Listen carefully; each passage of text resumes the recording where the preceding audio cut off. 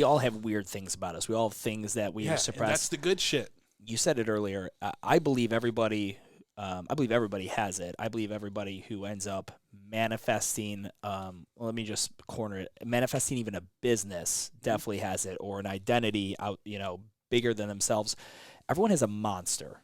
Everyone's got their Yeah. demons, their monsters, or things that, like you said, you're you're combating your shitty relationship or non-existent relationship with your dad. A girl hurt you like that joke. I always joke around like Isaac will be yelling at me about something, and we disagree on something, and she's just Not going off, Isaac. going off. I know, and I'll be like, "Who hurt you?" Yeah. Like I just joke around, but like someone's done something to Yeah. all of us in which has left scars, and now we try to compensate for that.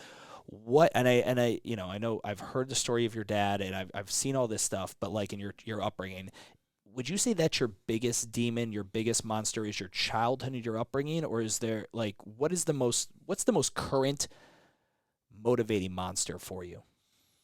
Yeah, it probably is that.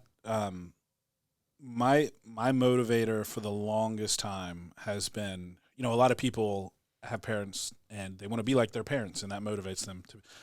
I have always tried to be as far possibly away from who my parents were, like just flat out in every area of life, because that's how they were.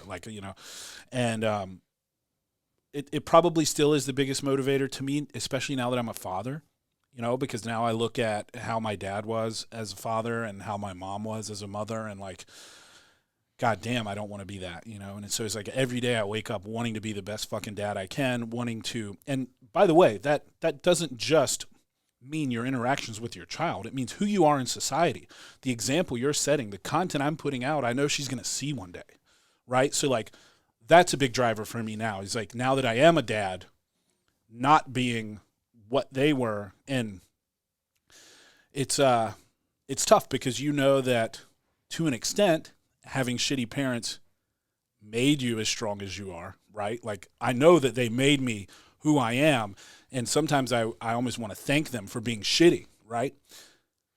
But then it's like I don't want to be that to my daughter, but I also want her to grow into a strong person. So it's a weird dance that you have to do of like how do I artificially impose some obstacles into her life, right? While not being a piece of shit like my parents were.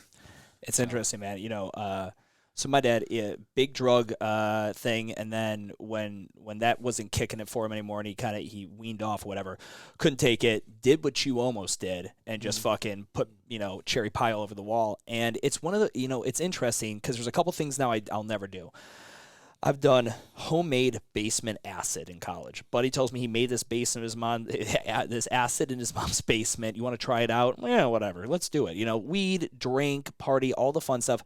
I will never have and never done coke. My Yeah, mom smoked, and when I remember as a kid, I was like 5 years old. I would sneak into my mom's purse, pot or no cigarettes, okay, and I'd rip up the cigarettes because I was old enough to know that cigarettes were bad for you, and yeah, I'd rip them up and throw them away, and she would lose her collective mind. I'd get my shit beat because cigarettes were not cheap. They're still not cheap. So I've never smoked a cigarette. Like there are little things our yeah, parents do that yeah, like they put these little pinpoints in our brain like that pissed me off so much as a kid or upset me so much as a kid or caused a trauma. I'm gonna out of spite, I'm never gonna touch that because I associate that.